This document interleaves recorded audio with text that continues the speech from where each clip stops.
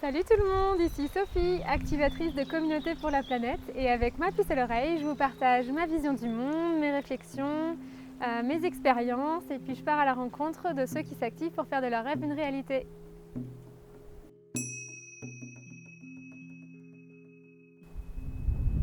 Et aujourd'hui, j'ai envie de vous partager une expérience que j'ai eue récemment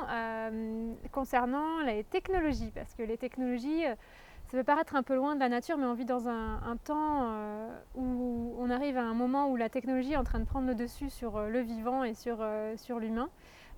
où elle est en train un peu de nous surpasser. Et donc je pense que c'est important de rester connecté à la technologie et de savoir comment se dépatouiller de tous ces outils technologiques qui s'imposent à nous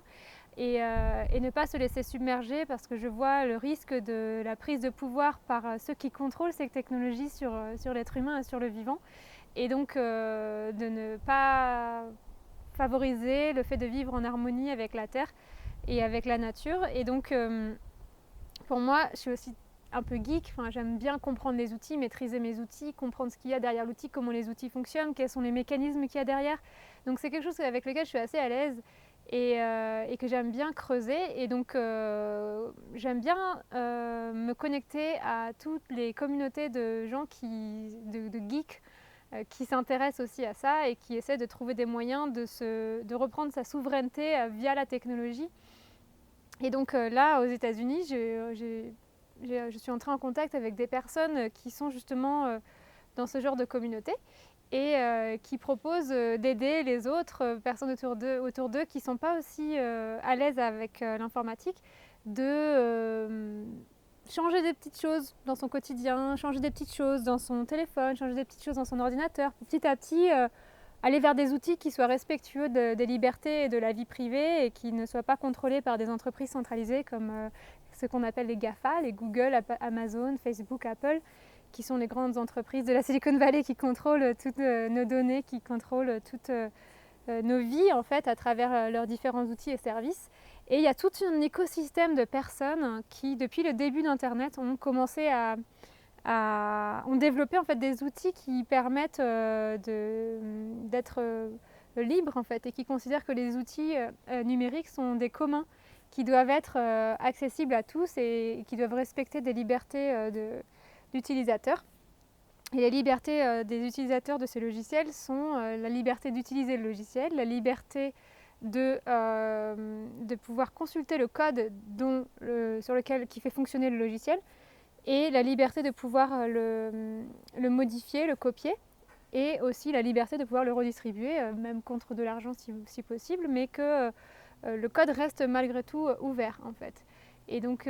ça permet de faire en sorte que des personnes dans la communauté des développeurs puissent s'intéresser à un outil, puissent le prendre, se l'approprier, l'améliorer, le changer et faire grandir en fait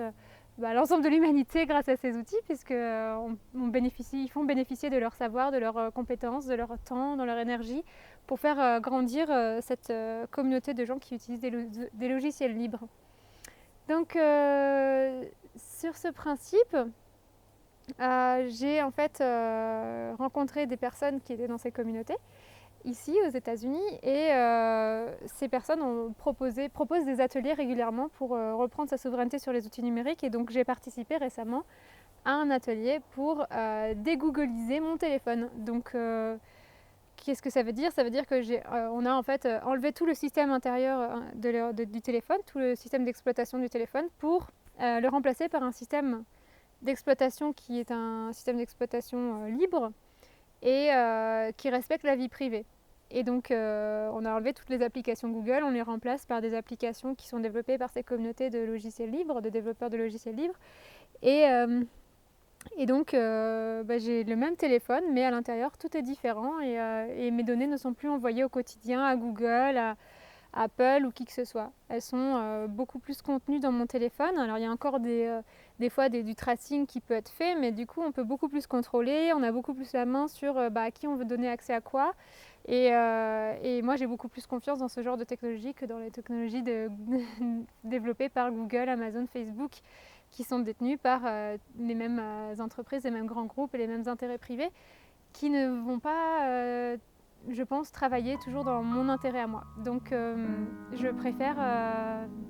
contribuer à installer des choses qui vont être en alternative à ces grands développeurs de logiciels.